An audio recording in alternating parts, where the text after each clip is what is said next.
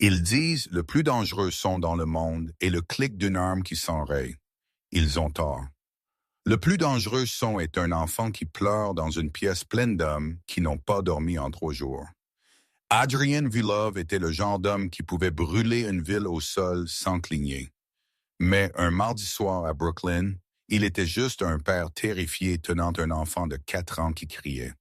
Il avait l'argent, le pouvoir et les armes. Mais il n'avait pas la seule chose que son fils avait besoin jusqu'à ce qu'une serveuse avec des trous dans ses chaussures marche juste devant son équipe de sécurité et fasse l'impensable. Elle toucha le fils de l'aube et ce qu'elle dit ensuite ne sauva pas juste la nuit, cela commença une guerre. La pluie dans New Yorkville ne lava pas la saleté, elle la rendit juste plus glissante. À l'intérieur de Lango, un établissement qui prétendait être français, mais était possédé par un syndicat distinctement italien. L'air était épais avec l'odeur d'huile de truffe et de peur. Louisa Jenkins ajusta son tablier, grimaçant alors que le nœud lui entrait dans le bas du dos. Ses pieds, enfermés dans des ballerines noires bon marché qui avaient perdu leur soutien de voûte il y a 6 mois, battaient en rythme avec le jazz doux jouant sur les haut-parleurs. Elle vérifia sa montre. 21h15. 3 heures d'affaires. 3 heures jusqu'à ce qu'elle puisse rentrer chez elle à son appartement studio dans le Queens. Vérifier la pile de factures médicales pour son père et essayer de dormir. Table 4 a besoin d'eau maintenant. Louisa, le gérant, M. Henderson, siffla en passant. C'était un petit homme qui portait des costumes trop brillants et traitait le personnel de poids comme des serviteurs sous contrat. Sur ça, Louisa murmura. Elle saisit une carafe en cristal, la condensation rafraîchissant sa paume. Alors qu'elle se tournait, les lourdes portes en chêne à l'avant du restaurant s'ouvrirent en grand. Habituellement, l'hôte saluerait les invités. Ce soir, l'hôte recula si rapidement qu'il faillit renverser un pupitre. La température dans la pièce sembla tomber de 10 degrés. 6 hommes entrèrent. Ils portaient des costumes sur mesure qui coûtaient plus que ce que Louisa gagnerait en une décennie. Ils se déplaçaient avec une grâce prédatrice, scannant la pièce, non pour des tables, mais pour des menaces. Au centre de la phalange marchait un homme qui semblait avoir été sculpté dans du granit. Adrien Vlhov. Même Louisa, qui essayait de garder la tête baissée et d'ignorer le ventre sombre de la ville, connaissait ce visage. Les tabloïds l'appelaient un magnat de la marine marchande. Les rues l'appelaient le boucher de Brooklyn. Il était grand avec des cheveux noirs comme l'aile d'un corbeau et des yeux qui semblaient de la glace brisée. Mais ce soir, l'aura terrifiante de l'aube était perturbée par le paquet dans ses bras. Un petit garçon, pas plus âgé que 4 ans, se débattait contre la poitrine d'Adrien, criant avec une capacité pulmonaire qui faisait teinter les verres de vin. « Que ça arrête !» Une femme à la table 2 murmura à son mari. Son mari lui donna un coup de pied dans le tibia sous la table, son visage se vidant de couleur. « Tu ne t'es pas plainte quand Adrien Vlhov est entré. Tu as prié qu'il ne te regarde pas. » Adrien semblait épuisé. Des cernes sombres meurtrissaient la peau sous ses yeux. Il fit signe vers la banquette d'angle, le coin le plus isolé de la maison. Ces hommes formèrent un mur humain autour. Louisa gela. C'était sa section. Louisa. M. Henderson était soudain à son coude, transpirant abondamment. « Va, prendre leur commande. Ne le regarde pas dans l'œil. Ne parle pas à moins d'être parlé. Et pour l'amour de Dieu, ne renverse rien. » Louisa déglutit difficilement. Elle agrippa la carafe et marcha vers la banquette d'angle. Le son de l'enfant criant grandissait plus fort à chaque pas. Ce n'était pas un cri d'enfant gâté. C'était un cri de pure détresse inaltérée. Elle se glissa par l'espace entre 2 gardes du corps massif. L'un d'eux, un homme avec une cicatrice dentelée courant le long de son cou, déplaça sa main vers la poche de sa veste. Louisa l'ignora. À la table, Adrien essayait de faire rebondir le garçon sur son genou. « Noah, ça suffit, » Adrien dit, sa voix un grondement bas. « S'il te plaît, mange juste quelque chose. » Pour le garçon. Noah arquea son dos, son visage rouge et mouillé de larmes. Il repoussa d'une claque le graissin qu'Adrien offrait. Non, non, je veux. Je veux. Le garçon se dissolut en sanglots inintelligibles. Adrien claqua sa main sur la table. Les couverts sautèrent. Le restaurant entier devint silencieux. J'ai dit ça suffit, Adrien rugit. Le garçon ne s'arrêta pas. Il cria plus fort, terrifié par la colère de son père. Louisa vit la main d'Adrien trembler. Ce n'était pas de la rage, elle réalisa avec un choc. C'était de l'impuissance. C'était un homme qui pouvait commander des armées, mais il ne pouvait pas apaiser son propre enfant. Sans penser, sans se souvenir de l'avertissement de M. Henderson, Louisa s'avança. Elle ne demanda pas une commande de boisson. Elle posa la carafe d'eau sur une table de poing et marcha droit jusqu'à l'aube. « Donne-le-moi », elle dit. Le silence dans le restaurant était absolu. Le garde du corps avec la cicatrice s'élança en avant, saisissant le bras de Louisa. « Recule, dame. » Adrien leva les yeux, ses yeux bleu glace fixés sur les yeux bruns de Louisa. Pendant une seconde, elle pensa qu'il allait ordonner son exécution juste là entre l'entrée et le plat principal.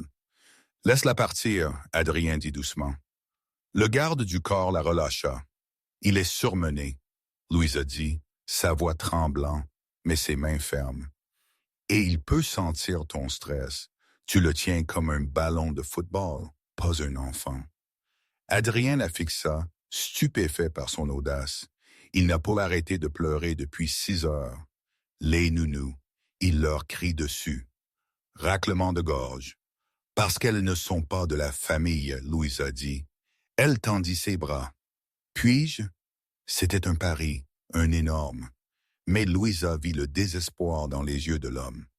Adrien hésita, puis passa maladroitement le garçon qui se débattait à elle. Dès que Noah fut dans ses bras, Louisa ne le fit pas rebondir. Elle ne le fit pas taire. Elle le serra fort contre sa poitrine, calant sa tête sous son menton, afin qu'il puisse entendre son battement de cœur. Elle commença à se balancer d'un mouvement lent et rythmique, et elle fredonna une note basse vibrante au fond de sa gorge. « C'est bon, » elle murmura dans les doux cheveux du garçon. « Je t'ai. Respire juste. » Noah lutta pendant une seconde, puis gela. L'odeur de son savon vanille bon marché et de la pluie était différente des parfums chers des nounous. La façon dont elle le tenait était ferme, sûre. Les cris diminuèrent en un gémissement, puis un hoquet, puis le silence. La petite main de Noah se serra dans le tissu de l'uniforme de Louisa. Sa respiration s'arrêta brusquement, puis se régularisa. En 2 minutes, ses lourdes paupières tombèrent. Le restaurant entier regardait. M. Henderson semblait sur le point de s'évanouir. Adrien Vulov se recula dans la banquette en cuir, sa bouche légèrement ouverte. Il regarda de son fils endormi à la serveuse au tablier taché. « Comment ?» Adrien demanda. « Sa voix rauque. J'ai engagé les meilleurs spécialistes de la ville. Comment as-tu fait ça? » Louisa baissa les yeux vers le garçon endormi. Il avait les cils sombres de son père. Elle sentit une pointe de tristesse pour l'enfant. « Il n'avait pas faim, monsieur. » Louisa dit doucement, regardant Adrien droit dans l'œil. « Et il n'avait pas besoin d'un spécialiste, il a juste besoin d'une maman. » Les mots planèrent dans l'air comme de la fumée. Adrien tressaillit comme si elle l'avait giflé. Le chagrin qui traversa son visage était si brut, c'était presque difficile à regarder. Tout le monde à New York connaissait l'histoire. La femme d'Adrien, Isabella, était morte dans un attentat à la voiture piégée destinée à lui il y a 6 mois. Depuis lors, l'héritier Vulov avait été inconsolable. Une maman. Adrien répéta les mots, goûtant comme de la cendre dans sa bouche. Il a besoin de douceur, Louisa clarifia, réalisant qu'elle aurait pu aller trop loin. Vous êtes très dur, monsieur raclement de gorge Vulov. Il sensa. Elle transféra doucement le garçon endormi à Adrien. Cette fois, Adrien le tint différemment, plus doucement, soutenant la tête, conscient de la fragilité. « Quel est ton nom? » Adrien demanda. « Là, Louisa Jenkins. » Adrien hocha la tête lentement. Il atteignit dans la poche de sa veste, sortit une pince à billets et décolla une pile de billets de 100 $. Il ne les compta pas. Il plaça juste la liasse épaisse sur la table. « Merci, Louisa Jenkins. » Louisa fixa l'argent. C'était plus que ce qu'elle gagnait dans 3 mois. « Je ne peux pas prendre ça. Prends-le. » Adrien commanda l'acier revenant dans sa voix où je serais offensé. Louisa prit l'argent. Adrien se leva, faisant signe à ses hommes. Ils bougèrent instantanément.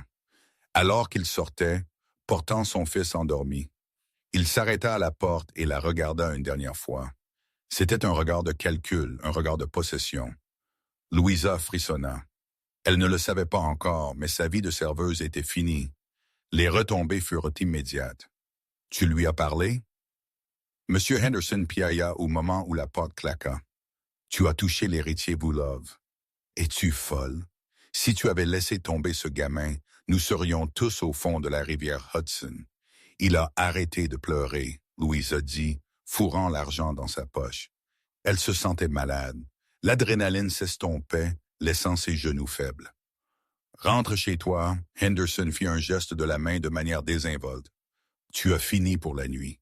Tu as de la chance qu'il ne t'ait pas tiré dessus. » Louisa sortit sous la pluie.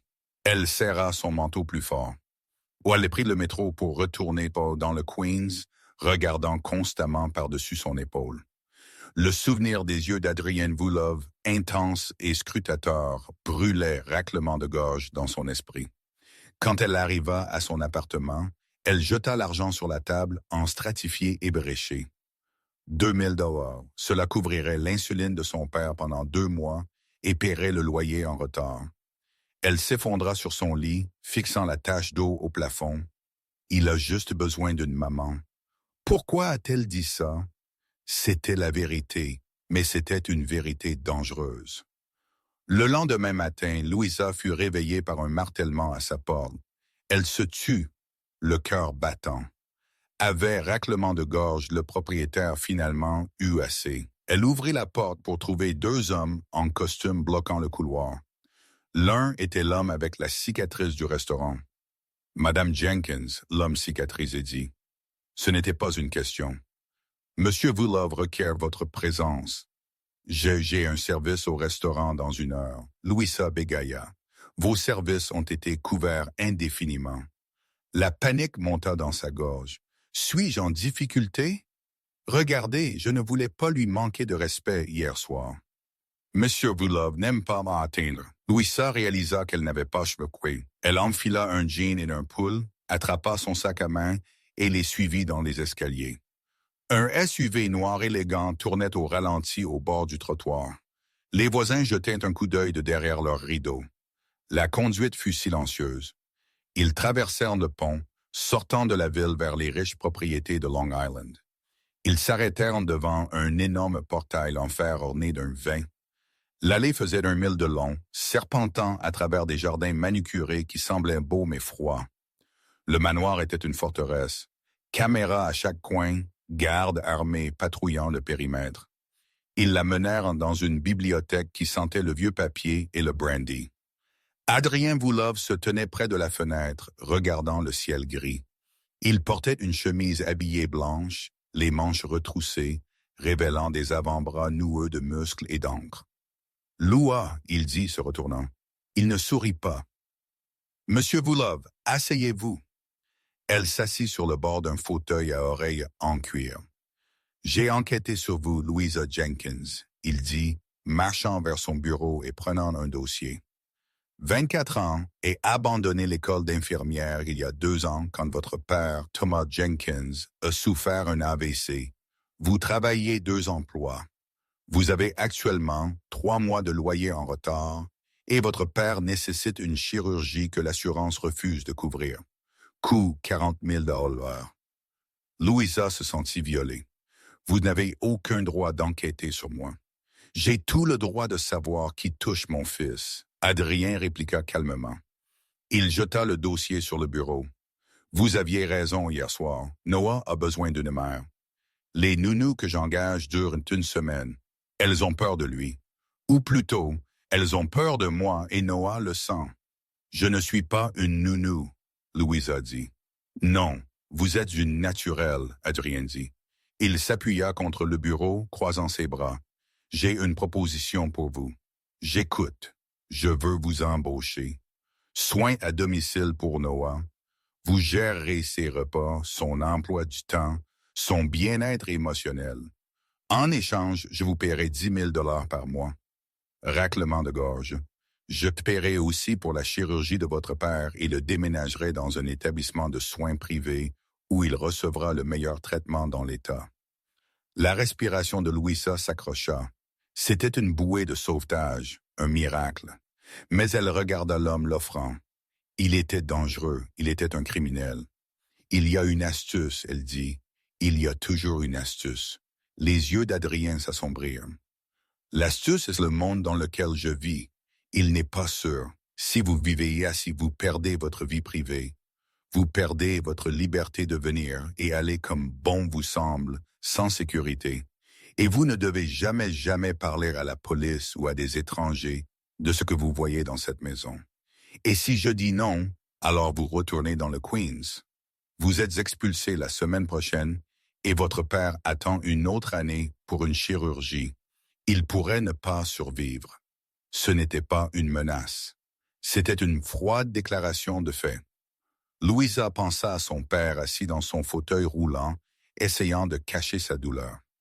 Elle pensa à Noah, le petit garçon, criant pour du réconfort. « J'ai une condition, » Louisa dit, surprise par sa propre bravoure. Adrien haussa un sourcil. « Oh, je suis la nounou. »« Rien d'autre. Je ne réchauffe pas votre lit. Je ne gère pas vos drogues. Je m'occupe du garçon. » Un fantôme de sourire toucha les lèvres d'Adrien. Cela le fit paraître plus jeune, moins terrifiant. « Je n'ai pas besoin de payer des femmes pour réchauffer mon lit, Louisa. Acceptez. »« Alors j'accepte. »« Bien. » Adrien poussa un bouton sur son bureau. « Prépare tes affaires. Tu emménages ce soir. Le domaine Volkov était moins une maison et plus un musée dédié au silence. Louisa y était depuis 3 semaines. Sa chambre était luxueuse, plus grande que tout son appartement, avec un balcon donnant sur le jardin de roses. Son père avait été déplacé au centre de récupération privé de Saint Jude, et les docteurs disaient qu'il s'améliorait déjà. Mais la maison était suffocante. Noah était un enfant doux, mais il était profondément traumatisé.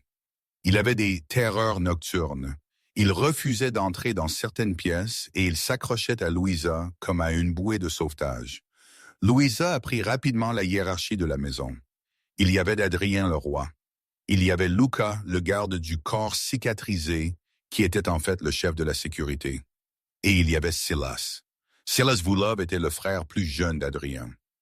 Là où Adrien était froid et contrôlé, Silas était chaotique et cruel. Il avait un sourire qui n'atteignait pas ses yeux. Il regardait souvent Louisa de l'autre côté de la pièce, léchant ses lèvres d'une manière qui lui donnait des frissons. Un après-midi, Louisa était dans la cuisine essayant de faire manger un sandwich à Noah. « Croûte enlevée ?» Louisa demanda. « Oui, s'il te plaît, » Noah murmura. Il était toujours silencieux. Mais il ne criait plus. « Eh bien, l'aide salariée jouant à la maison. » Louisa se tourna. Silas était appuyé contre le cadre de la porte, faisant tourner un couteau papillon. « Bonjour, Monsieur Silas, » Louisa dit, gardant sa voix neutre. Elle se plaça entre lui et Noah. « Tu sais, » Silas s'approcha, le couteau cliquant rythmiquement. « Mon frère a l'habitude de collectionner les errants, mais ils ne durent généralement pas longtemps. Isabella n'a pas duré longtemps. »« Ne parle pas de ma maman !» Noah cria soudainement. Silas rit. « Ta maman était faible, gamine, juste comme ton papa. »« Sors, » Louisa dit. Sa voix était basse mais ferme. Silas arrêta de faire tourner le couteau. « Excusez-moi, vous troublez l'enfant. Sors de la cuisine. » Raclement de gorge. Silas entra dans son espace personnel. Il sentait le whisky et la poudre à canon. « Tu oublies ta place, fille. Tu es juste une servante payée. Je pourrais te briser le cou et Adrien ne clignerait pas. » « Essaie. » La voix vint de l'embrasure de la porte. Adrien se tenait là, portant toujours son manteau, la neige fondant sur les épaules. Il tenait une mallette en cuir dans une main et un pistolet silencieux dans l'autre. Il ne pointa pas l'arme sur Silas, mais la menace était claire. Je l'accueillais juste dans la famille, frère. Silas ricana, reculant. Reste loin d'elle, Adrien dit, et reste loin de mon fils. Si je te vois près d'eux encore, la parenté sanguine ne te sauvera pas. Silas regarda Louisa, une lueur de pur venin avant de sortir en trombe. Adrien rengaina l'arme et soupira. Il semblait épuisé. Il marcha vers Noah, embrassa le haut de sa tête, et puis regarda Louisa. « Tu vas bien? » il demanda. « Je vais bien, » Louisa dit, bien que ses mains tremblaient. Il a dit des choses sur Isabella. Le visage d'Adrien se durcit. Si là c'est un problème, un que je suis en train de gérer. Il s'arrêta, la regardant. Tu lui as tenu tête. La plupart de mes hommes ont peur de faire ça. Je protégeais Noah. Je sais. Adrien fit un pas plus près. L'air entre eux se chargea d'une soudaine tension électrique. Pendant 3 semaines, ils avaient été professionnels, mais vivant dans la même maison, partageant des repas, élevant un enfant ensemble. Les lignes s'estompaient. « Tu as l'air fatigué, Adrien. » Louisa dit, glissant et utilisant son prénom. Il ne la corrigea pas. Les affaires sont difficiles. La famille Grayson empiète sur notre territoire. Ils pensent que je suis faible parce que je suis en deuil. L'es-tu? Je l'étais, Adrien admit. Il la regarda, ses yeux voyageant de ses yeux à ses lèvres. Mais les choses changent. La maison se sent différente avec toi dedans, plus lumineuse. Le cœur de Louisa battait contre ses côtes. Elle savait qu'elle devrait reculer. C'était le patron, le danger. Mais elle sentait une attraction magnétique vers sa brisure. « Adrien », elle murmura. Il tendit son pouce rugueux, effleurant son pommette. « Loua, tu devrais avoir peur de moi. Je sais, mais tu ne l'es pas. » Non. Il se pencha, son souffle effleura ses lèvres. C'était un moment de pure inévitabilité suspendue. Crash! Le son de verre brisé vint du couloir d'entrée. « Patron !» La voix de Luca rugit sur l'interphone. « Nous avons une brèche. Le périmètre est compromis. » L'expression d'Adrien changea instantanément d'amant à tueur. Il saisit le bras de Louisa fermement. « Prends Noah !» il ordonna, les poussant vers les escaliers de service arrière. « Va à la pièce de panique dans le sous-sol. Ne sors pas avant que je vienne pour toi. Tu comprends, Adrien? Qu'est-ce qui se passe? » Louisa cria, ramassant un Noah terrifié. « Guerre! » Adrien dit, tirant son arme. « Maintenant va. » Louisa courut. Elle serra Noah contre sa poitrine alors que des coups de feu éclataient dans le grand foyer. Elle ne le savait pas alors, mais la brèche n'était pas juste une attaque de l'extérieur. Les portes avaient été ouvertes de l'intérieur. La trahison avait commencé. La pièce de panique était une boîte en acier froid cachée derrière une fausse bibliothèque dans le sous-sol. Elle était remplie d'eau MRE et d'une batterie de moniteurs affichant le chaos à l'étage. Louisa se blottit dans le coin, serrant Noah. Le garçon tremblait, son visage enfoui dans son cou. Sur les écrans, elle regarda des éclairs de tir. Des hommes en équipement tactique noir fourmillaient dans le couloir. Elle vit Luca se mettre à couvert derrière un pilier de marbre, tirant une arme automatique. Mais elle ne vit pas Adrien. « Papa va bien? » Noah murmura. « Papa est un super-héros. » Louisa mentit, lissant ses cheveux. « Il est juste en train de nettoyer les méchants. » Soudain, le clavier de la porte de la pièce de panique bipa. Louisa gela. Adrien avait dit que seuls Louis et Luca connaissaient le code, mais si Adrien venait, il se serait annoncé via les coms internes. Bip, bip, bip, clic. Les lourds verrous hydrauliques se désengagèrent. La porte d'acier s'ouvrit avec un sifflement. Louisa attrapa une lampe de poche en métal lourd du kit d'urgence se tenant devant Noah. Elle s'attendait au tueur à gages des Grayson. Au lieu de cela, Silas entra. Il souriait, mais c'était un regard maniaque et régulier. Il tenait un pistolet lâchement dans sa main droite. Fille intelligente, Silas traîna les mots, entrant à l'intérieur, cachant l'héritier. Protocole standard, Silas. Louisa respira, abaissant légèrement la Maglite. Dieu merci. Adrien dit, Adrien est occupé à mourir à l'étage. Silas interrompit son rire, faisant écho dans la petite pièce métallique. Mon frère a toujours été trop sentimental. Il a baissé sa garde. Il t'a laissé entrer. La réalisation frappa Louisa comme un coup physique. Tu as ouvert les portes. Je l'ai fait, Silas admit. Les Grayson ont fait une meilleure offre. La moitié de la ville et je n'ai plus à jouer le second rôle pour le boucher. Il leva l'arme, la pointant directement sur Noah. Maintenant, livre le gamin. Il est mon billet pour légitimer la prise de contrôle. Non, Louisa dit. Elle ne cria pas. Elle s'avança, protégeant Noah complètement avec son corps. Bouge, serveuse, Silas grogna. Je te tirerai dans l'estomac si je dois. Tu ne tireras pas, Louisa dit, son esprit s'emballant. Elle se souvenait des planches d'anatomie de l'école d'infirmière. Elle se souvenait où étaient les artères. Tu as besoin de lui vivant. Si tu tires, tu pourrais le toucher. Et s'il meurt, les Grayson n'ont aucune utilité pour toi. Silas hésita. Pendant une fraction de seconde, ses yeux papillonnèrent vers Noah. C'était tout ce dont Louisa avait besoin. Elle ne balança pas la lampe de poche comme une massue. Elle la jeta de toutes ses forces, visant non sa tête, mais la main tenant l'arme. La lourde Maglite s'écrasa sur les jointures de Silas. Il hurla, l'arme cliquetant sur le sol métallique. Louisa n'attendit pas. Elle se lança sur lui. Elle n'était pas une combattante, mais elle était une femme désespérée protégeant un enfant.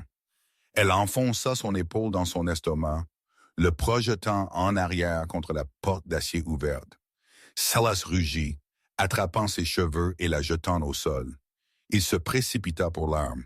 « Loi !» Noah cria. Les doigts de Silas effleurèrent l'arme. Louisa donna un coup de bépide avec sa basket, frappant son nez. Du sang gicla. Avant que Silas ne puisse se remettre, une ombre tomba sur l'embrasure. Bang! Un seul coup de feu retentit. Silas gela puis s'effondra sur le côté, serrant sa jambe.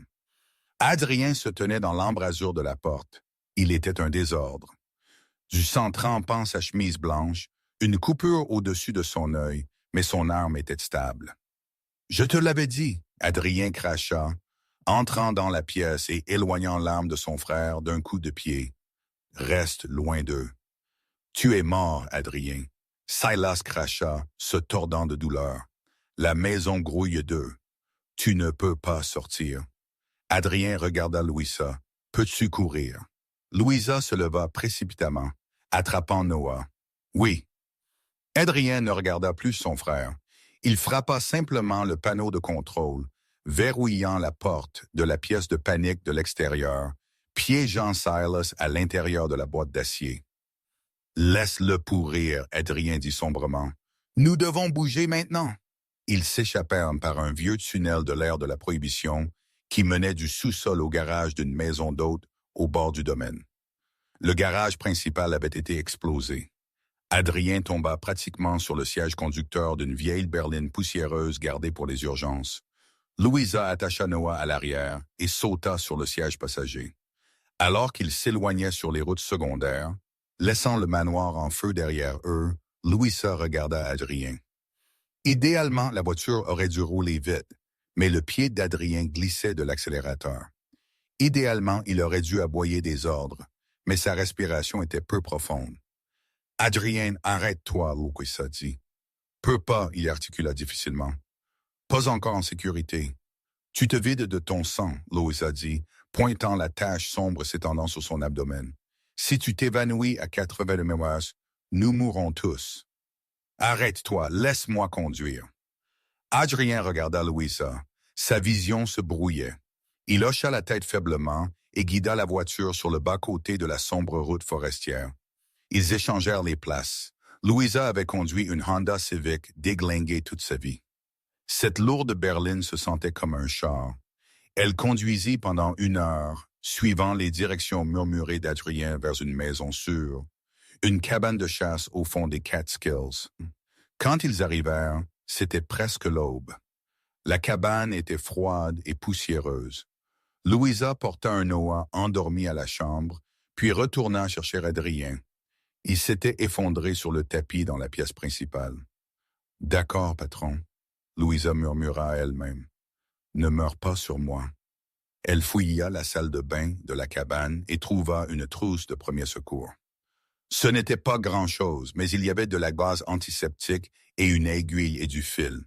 Elle coupa la chemise d'Adrien. La balle avait traversé la partie charnue de son côté, manquant les organes vitaux, mais il avait perdu beaucoup de sang. « Ça va faire mal », Louisa le prévint. Raclement de gorge. Les yeux d'Adrien s'ouvrirent en battant. Il regarda l'aiguille dans sa main. « Fais-le ». Les mains de Louisa, qui avaient tremblé quand elle servait du café à des clients impolis, étaient fermes comme un roc maintenant. Elle nettoya la blessure, ignorant le sang qui tachait ses doigts. Alors qu'elle commençait à le recoudre, Adrien ne cria pas. Il regarda juste son visage. « Tu es bonne à ça. » Il murmura, sa voix épaisse de douleur. Raclement de gorge. « Je vous ai dit décrocheuse de l'école d'infirmière. » Elle dit, nouant le nœud. « Mon papa, je devais panser ses plaies quand l'assurance ne payait pas pour une infirmière. Tu as appris à être douce. » Adrien tendit sa main, couvrant la sienne. Sa peau était brûlante. « Tu as sauvé Noah. Tu as combattu Silas. J'ai fait ce que je devais faire. »« Pourquoi ?» Adrien demanda. « Tu aurais pu courir. Tu aurais pu lui donner le garçon et te sauver toi-même. » Louisa le regarda, ses yeux féroces. « C'est un enfant, Adrien, et il est à toi. » Adrien tira sa main à ses lèvres, embrassant ses jointures.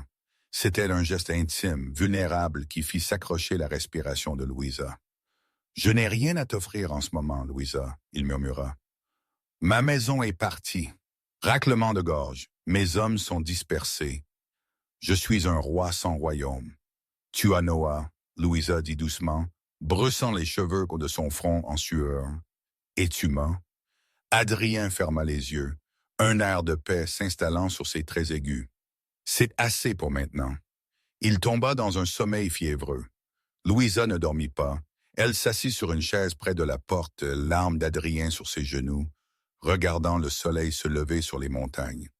La serveuse était partie. La survivante avait pris sa place. 3 jours plus tard, Adrien était debout. Il était raide et son visage était pâle. Mais la létalité était revenue dans ses yeux. Il avait passé le temps sur un téléphone jetable faisant des appels. « Luca est vivant », Adrien annonça, raccrochant le téléphone. Il regroupa les hommes loyaux. « Ils sont prêts. »« Quel est le plan ?» Louisa demanda. Elle faisait des œufs sur la cuisinière rouillée. Cela semblait étrangement domestique malgré l'arme sur la table à côté de la salière. « Les Grayson organisent un dîner de victoire ce soir », Adrien dit, vérifiant le chargeur de son pistolet. « À le Magnifique, Louisa marqua une pause. Le restaurant où nous nous sommes rencontrés. Oui, ils veulent se moquer de moi. Ils pensent que je suis mort ou que je fuis. Ils prennent mon territoire, ma ville, et ils célèbrent sur ma tombe. Alors, nous y allons armes flamboyantes. Non. » Adrien secoua la tête. Ils auront une sécurité lourde aux portes. Si nous attaquons de front, c'est un bain de sang. Nous avons besoin de quelqu'un à l'intérieur pour désactiver la grille de sécurité et verrouiller les portes latérales afin qu'ils ne puissent pas s'échapper. « Je peux le faire, » Louisa dit. Adrien se tourna vers elle brusquement. « Non, j'y ai travaillé pendant 3 ans, Adrienne, » Louisa argua. « Je connais les codes de service. Je connais l'entrée-arrière. Je connais le personnel. Monsieur Henderson sera toujours là. Si j'entre portant mon vieil uniforme, personne ne regardera 2 fois. Je suis juste Louisa, la serveuse. C'est trop dangereux. C'est la seule façon. » Elle compta. Ils cherchent une aube de la mafia. Ils ne cherchent pas la file qui remplit les verres d'eau. Adrien la fixa pendant un long moment. Il vit la résolution dans ses yeux. Elle ne demandait pas la permission. Elle énonçait un fait stratégique. « Si quelque chose t'arrive, » Adrien commença sa voix basse. « Ça n'arrivera pas, » elle dit, « parce que tu seras juste derrière moi. » Cette nuit-là, le Magnifique était fermé au public. À l'intérieur, la famille Grayson, menée par le patriarche corpulent Arthur Grayson, buvait du champagne. Louisa Jenkins traversa la porte de la cuisine. Elle portait son vieil uniforme taché. Elle avait ses cheveux en chignon désordonnés. Louisa, M. Henderson Elta, laissant tomber un plateau d'hors-d'œuvre. « Qu'est-ce que tu fais ici? Tu es censé être. »« J'ai besoin de ma dernière paix, Henderson, » Louisa dit bruyamment, jouant le rôle de la pauvre fille désespérée. « Je suis fauché. Sors. Sors avant qu'il ne te voie. » Henderson siffla. « Qui est-ce? » Arthur Grayson tonna de la table principale. Louisa gela. Elle se tourna vers la salle à manger. Raclement de gorge, 50 hommes se tournèrent pour la regarder. Juste une ancienne employée, M. Grayson. Henderson piailla. Elle part. Attendez. Grayson sourit, de la graisse sur son menton. C'est la nounou. Celle qui s'est enfuie avec vous, love? Louisa trembla. Fausse peur mélangée à de la vraie adrénaline. Il m'a viré, elle bégaya. Il m'a laissé sur le bord de la route. Je veux juste mes pourboires. La pièce éclata de rire. Grayson frappa la table. Vous, love, le bâtard radis. Même dans la défaite, c'est un avare. Viens ici, fille, verse-nous du vin. Louisa s'avança, attrapant une bouteille de vin rouge.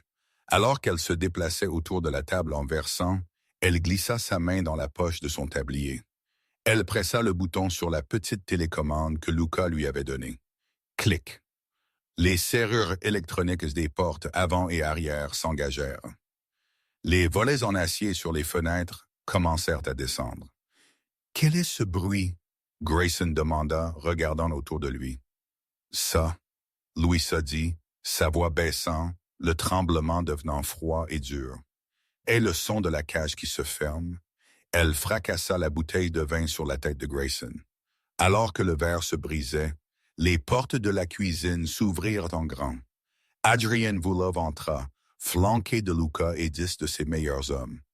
Il était habillé d'un costume noir, ressemblant à Shaq dans Le Diable de Brooklyn. « Bonsoir, messieurs, » Adrien dit calmement. « Je crois que vous êtes assis sur ma chaise. » La fusillade dura moins de 2 minutes avec les Grayson piégés et paniqués et les hommes d'Adrien exécutant un mouvement de pince précis. Ce fut un massacre. Quand la fumée se dissipa, Adrian se tenait au-dessus d'Arthur Grayson, qui se recroquevillait sur le sol. « S'il vous plaît, » Grayson supplia, « nous pouvons faire un marché. »« Je ne fais pas de marché avec des bactéries, » Adrien dit. Il regarda Louisa. Elle se tenait près du bord, non blessée, tenant un plateau comme un bouclier. Adrien rengaina son arme. Il se tourna vers Luca. « Nettoie ça. » Il marcha vers Louisa, enjambant les débris. Il ne se souciait pas des corps ou de l'argent ou du territoire. Il saisit son visage dans ses mains et l'embrassa d'un baiser féroce et possessif juste là, au milieu du carnage. « Tu es viré, » il murmura contre ses lèvres. « Quoi? » Louisa recula essoufflée. « Tu es viré comme la nounou, » Adrien dit, un sourire atteignant finalement ses yeux. « J'ai une nouvelle position pour toi. » Était taché de rouge de sang Grayson. Dans la chronologie de la pègre de New York, 6 mois étaient une éternité. C'était assez de temps pour que des empires s'effondrent et que de nouveaux se lèvent. C'était assez de temps pour que le domaine Vulov soit reconstruit, non juste comme une forteresse de pierre et d'acier, mais comme une maison. L'hiver était descendu sur Long Island. Les terrains, autrefois marqués par des traces de pneus et des douilles, étaient maintenant recouverts de neige blanche immaculée. Les portails en fer se tenaient hauts, non plus juste une barrière pour garder le monde dehors, mais un cadre pour le pouvoir qui résidait à l'intérieur. À l'intérieur de la suite parentale, l'air était épais avec le parfum de lys et de lac. Louisa Jenkins se tenait devant un miroir doré pleine longueur. Elle ne reconnut pas la femme la regardant en retour. La Louisa d'il y a 6 mois, celle avec les ballerines noires éraflées et le tablier qui sentait le café rassis, était partie. À sa place se tenait une femme drapée de soie et de dentelle. Sa robe de mariée était un chef-d'œuvre de design, une création sur mesure qui avait coûté plus que le bâtiment dans lequel elle vivait. C'était de la dentelle à manches longues et col montant qui se transformait en un dos plongeant, modeste mais dangereux. Elle lui allait comme une seconde peau. « Tu ressembles à un ange, Louisa. » Raclement de gorge. Louisa se tourna. Son père, Thomas Jenkins, était assis dans un fauteuil roulant près de la porte. Mais il semblait différent. Sa peau avait de la couleur. Le regard gris et creux de la maladie était parti, remplacé par l'éclat de santé que des soins médicaux et une nutrition appropriée pouvaient fournir. Il portait un smoking, ses cheveux blancs peignés en arrière avec soin. « Papa !» Louisa respira, luttant contre les larmes. « Tu es debout. » Thomas agrippa les accoudoirs et lentement, avec effort mais sans douleur, se poussa. Il se tint sur ses propres 2 pieds, tremblant mais fier. « Je ne te ferai pas rouler dans cette ailée, chérie. Je te marche. » Louisa se précipita, le serrant dans ses bras avec précaution pour ne pas froisser la soie. C'était la partie de l'accord qui comptait. Adrien avait tenu sa parole. Il avait sauvé la vie de son père pendant qu'elle sauvait l'âme de son fils. « Es-tu prête pour ça? » Thomas demanda, la regardant dans l'œil. « Tu sais qui sont ces gens, Louisa. Tu sais ce qu'il est. » « Je sais, Louisa dit, sa voix stable. C'est un homme dangereux, papa. Mais il n'est pas un monstre, pas pour nous. » Un coup vint à la porte. C'était Luca.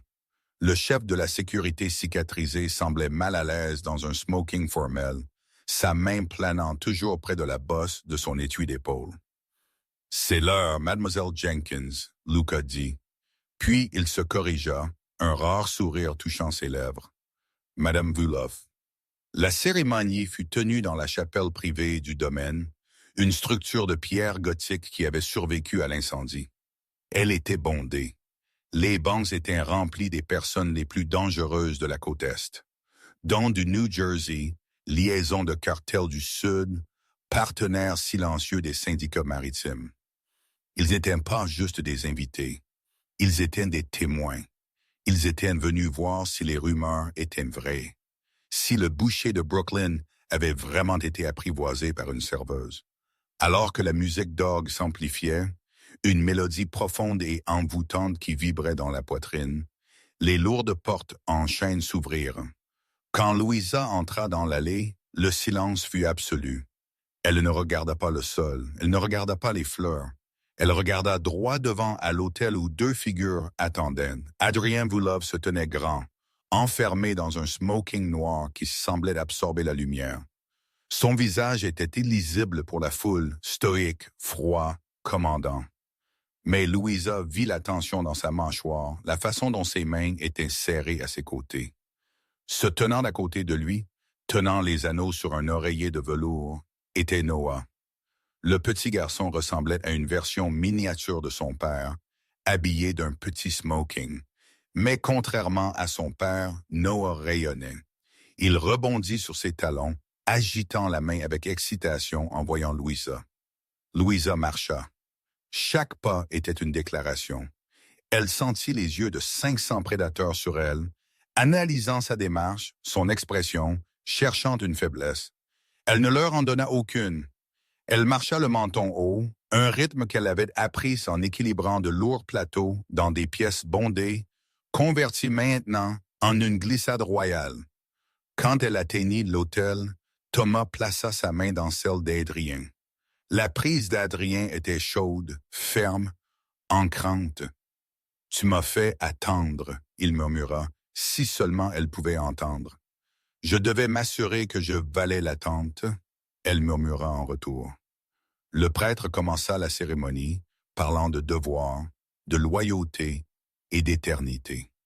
Mais les vrais vœux se passèrent dans le regard passant entre eux. « Je tuerai pour toi », les yeux d'Adrien promirent. « Je vivrai pour toi. » Les yeux de Louisa répondirent. Quand le temps vint pour les anneaux, Noah s'avança. Il ne remit pas juste l'oreiller. Il tira sur la veste d'Adrien. « Papa, lève-moi » Noah demanda. Une ondulation de rire mal à l'aise traversa la foule. « Tu n'as pas interrompu un mariage mafieux. » Mais Adrien n'hésita pas. Il se pencha et prit le garçon de 4 ans dans ses bras. « J'ai les anneaux », Noah annonça à la pièce. Il tendit une petite bague en or à Louisa. « C'est pour papa. » Louisa prit l'anneau, ses mains tremblant légèrement alors qu'elle le glissait sur le doigt d'Adrien.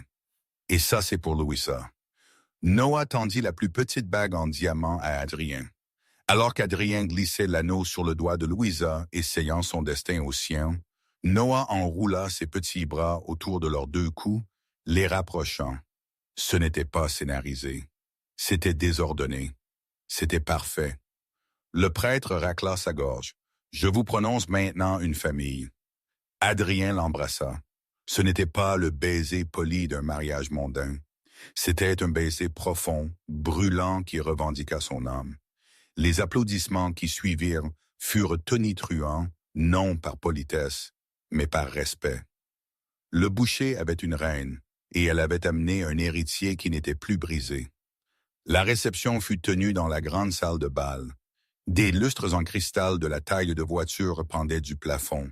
Le champagne coulait comme de l'eau. Mais même en célébration, il y avait des affaires. C'était une pièce de requin et Louisa était la nouvelle nageuse. Elle se tenait près de la table des desserts, regardant Noah jouer avec un groupe d'autres enfants, sous l'œil vigilant de 4 gardes armés, quand une ombre tomba sur elle. « Madame Vulov », une voix ronronna. C'était Wheeler, condescendant. Louisa se tourna pour faire face à un homme qu'elle reconnut des dossiers de briefing que Luca lui avait fait étudier. Salvatore Moretti. Il dirigeait les cercles de jeu à Atlantic City. Il était plus âgé, costaud, avec des yeux qui déshabillaient les femmes et les renvoyaient du même regard. « Monsieur Moretti », Louisa dit, ramassant un verre d'eau pétillante, appréciant la soirée. « C'est une belle fille », Moretti dit, s'approchant trop. « Bien que je doive admettre, j'ai été surpris. Adrien a habituellement des goûts plus raffinés. L'insulte était subtile, enveloppée dans un compliment, mais elle était là. Il l'appelait de la racaille commune. « Est-ce ainsi ?» Louisa demanda, sa voix calme. « Oui, » Moretti fit tournoyer son vin. « J'ai entendu que vous travailliez en service le magnifique, n'est-ce pas? Je suppose que c'est pratique pour Adrien. Il n'a pas besoin d'engager du personnel de traiteur quand sa femme peut juste débarrasser des tables. » Il rit de sa propre blague. Quelques-uns de ses sycophantes proches rirent nerveusement. De l'autre côté de la pièce, Adrien gela. Il avait entendu. Il commença à bouger sa main allant à sa veste. La musique sembla s'arrêter pour lui. Il était prêt à arracher la gorge de Moretti au milieu de son propre mariage. Mais Louisa attrapa l'œil d'Adrien. Elle donna un secouement microscopique de sa tête. « Non, laisse-moi gérer ça. » Elle se retourna vers Moretti, un sourire jouant sur ses lèvres. Ce n'était pas un gentil sourire. C'était le sourire qu'elle donnait aux clients qui essayaient de partir sans payer l'addition. « Vous avez une bonne mémoire, monsieur Moretti, » Louisa dit, sa voix s'élevant juste assez pour porter au-dessus des conversations proches. « J'ai travaillé à Lemanek, j'ai appris beaucoup là-bas. Par exemple, j'ai appris que l'homme qui parle le plus fort a généralement le portefeuille vide. Le gloussement autour d'eux mourut. » Le visage de Moretti devint rouge. « Excusez-moi. » Et j'ai appris à repérer un faux. Louisa continua, entrant dans son espace. Elle tendit la main et effleura le revers de son costume d'apparence chère. Comme connaître la différence entre le vrai pouvoir et un homme qui est endetté jusqu'aux yeux envers les cartels russes parce que ses casinos saignent de l'argent. Moretti pâlit. C'était un secret, un dangereux. « Comment as-tu? Mon mari partage ses rapports de renseignements avec moi. » Louisa mentit doucement. « Parce que dans cette maison, nous sommes partenaires. Alors, monsieur Moretti, je suggère que vous appréciez le champagne. C'est le vrai millésime, contrairement à votre réputation. » Elle le fixa du regard. Pendant 10 secondes, le patron d'Atlantic City tenta de soutenir le regard de l'ancienne serveuse. Il échoua. Il détourna le regard, marmonna une vague excuse et se retira dans la foule. Louisa se tourna pour trouver Adrien debout juste derrière elle. Il n'était plus en colère. Il regarda Aruck.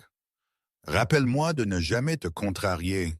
Adrien murmura, glissant son bras autour de sa taille. Tu gères les armes, Adrien, Louisa dit, lissant son revers. Je gérerai les snobs. Je pense, Adrien dit, embrassant sa tempe. Ce fut le moment où tu es vraiment devenu une Voulove. La nuit avança. La danse commença. Mais pour Louisa, l'adrénaline s'estompait, remplacée par un épuisement profond. Elle regarda la table des enfants. Noah était parti. Une panique froide et vive lui transperça la poitrine. Elle scanna la pièce. Non, Noah. Les gardes étaient là, mais le garçon manquait. Adrien. Elle agrippa son bras. Noah. Adrien scanna la pièce instantanément, ses instincts prédateurs s'enflammant. Il fit signe à Luca. Mais avant que l'ordre de confinement ne puisse être donné, Louisa repéra quelque chose. Les lourds rideaux de velours près de la porte du balcon tressaillaient. « Attends, Louisa dit. Je pense que je sais. » Elle s'éloigna de la fête, se déplaçant à travers la foule, et sortit sur le balcon. L'air froid frappa son visage, rafraîchissant après la salle de bal étouffante. Là, assis sur un banc de pierre surplombant le jardin enneigé, était Noah. Il avait ses genoux remontés à sa poitrine, frissonnant légèrement dans l'air froid. Louisa enleva l'étole en fourrure qu'elle portait et l'enroula autour de lui. « Hé, raclement de gorge, petit homme, » elle murmura, s'asseyant à côté de lui. « Il gèle ici dehors. Te caches-tu? » Noah leva les yeux. Ses grands yeux étaient humides. « C'est trop bruyant là-dedans. Tout le monde veut me toucher. Tout le monde continue de nous regarder. » Louisa hocha la tête. Elle comprit. « C'est bruyant et effrayant. Tu m'as manqué. » Noah dit, sa voix minuscule. « Tu parlais à toutes les personnes. Papa parlait à toutes les personnes. Je pensais peut-être que tu as oublié. » Le cœur de Louisa se brisa. Le traumatisme de son passé, la négligence, l'isolement étaient toujours là, enterrés profondément. « Oh, Noah !» Louisa le tira sur ses genoux, le berçant doucement. La robe de mariée chère se plissa autour d'eux, mais elle ne s'en souciait pas. « Regarde-moi. » Il la regarda. « Je ne pourrai jamais t'oublier, » elle dit férocement. « Tu es la raison pour laquelle je suis ici. Tu es la raison pour laquelle papa est heureux encore. Nous parlions à ces gens afin qu'ils sachent nous laisser seuls. Ainsi nous pouvons être une famille. Promets. » « Je croise mon cœur, » Louisa dit. Elle commença à fredonner. Ce raclement de gorge fut le même fredonnement bas et vibrant qu'elle avait utilisé cette première nuit au restaurant. La mélodie d'une simple berceuse, mais dans l'air froid de la nuit. Cela sonnait comme une prière. La tension de Noah fondit. Il appuya sa tête contre sa poitrine, écoutant son battement de cœur. « Chante les mots, » il murmura. Louisa chanta doucement, sa voix portant sur le jardin silencieux. « Scintille, scintille, petite étoile, comme je me demande ce que tu es. » Derrière eux, la porte du balcon s'ouvrit. Adrien sortit. Il les vit, sa femme et son fils, blottis ensemble contre le froid, un cercle de chaleur dans un monde gelé. Il marcha silencieusement. Il ne dit pas un mot. Il enleva juste sa veste de smoking et la drapa sur eux deux. Puis il s'assit sur le banc, enroulant ses grands bras autour du paquet d'œufs. « Tout va bien ?» Adrien demanda doucement. « Tout est parfait », Louisa dit, appuyant sa tête sur l'épaule d'Adrien tout en tenant Noah serré. « Il avait peur », Louisa expliqua. « Je n'avais pas peur. » Noah marmonna d'un air endormi des profondeurs de la fourrure et des vestes. « J'avais juste besoin de maman. » Adrien se raidit légèrement, puis se détendit. Il regarda Louisa. Le clair de lune attrapa les diamants dans ses cheveux, mais ses yeux étaient plus brillants. « Je me souviens de ce que tu m'as dit, » Adrien dit, sa voix épaisse d'émotion. « Cette nuit-là, tu as dit qu'il a juste besoin d'une maman. Je me souviens. » Louisa sourit. « Tu avais tort, » Adrien dit. Louisa fronça les sourcils, le regardant. « Je l'étais, oui. » Adrien se pensa, brossant ses lèvres contre les siennes. Il n'avait pas juste besoin d'une maman. Nous avions besoin d'une maman. Tu l'as sauvé, Louisa, mais tu m'as sauvé moi aussi. Je me noyais et tu étais la seule assez brave pour nager pour me chercher. Des larmes piquèrent les yeux de Louisa. Je ne l'ai pas faite pour l'argent, tu sais, ou la maison. Je sais, Adrien dit. Tu l'as faite pour la berceuse. Noah bougea dans son sommeil, murmurant confortablement. Allons à l'intérieur, Adrien dit. C'est l'heure de rentrer à la maison. Nous sommes à la maison. Louisa le corrigea. Adrien sourit un sourire authentique et sans défense qui transforma son visage du boucher de Brooklyn en un mari et un père. Il se leva, soulevant Noah sans effort dans un bras et tendant son autre main à Louisa. Elle le prit ensemble. Le roi, la reine et le prince retournèrent à l'intérieur, laissant le froid et l'obscurité derrière eux pour toujours. La guerre était finie. Le règne de la famille Vulov avait vraiment commencé. Et cette fois, ce n'était pas construit sur la peur. C'était construit sur le lien incassable d'une sauveuse qui osa aimer un monstre et le monstre qui apprit à l'aimer en retour. Wow, parle d'un glow-up, d'une serveuse avec des trous dans ses chaussures à la reine de la pègre de New York. Louisa prouva que parfois la plus forte arme n'est pas une arme. C'est l'amour d'une mère. Adrien Vulov pourrait diriger les Russes, mais nous savons tous qui dirige vraiment la maison Volkov maintenant. Qu'as-tu pensé de la bravoure de Louisa? Aurais-tu marché dans cette pièce de panique pour combattre un tueur? Ou aurais-tu couru vers les collines? Fais-moi savoir dans les commentaires ci-dessous si tu as apprécié cette histoire de danger, de trahison et de romance. S'il te plaît, écrase ce bouton j'aime. Cela aide vraiment la chaîne à grandir. Et n'oublie pas de t'abonner et de frapper la notification cloche pour que tu ne manques jamais une nouvelle histoire. Nous laissons tomber de nouveaux drames chaque semaine. Merci d'avoir regardé et je te verrai dans le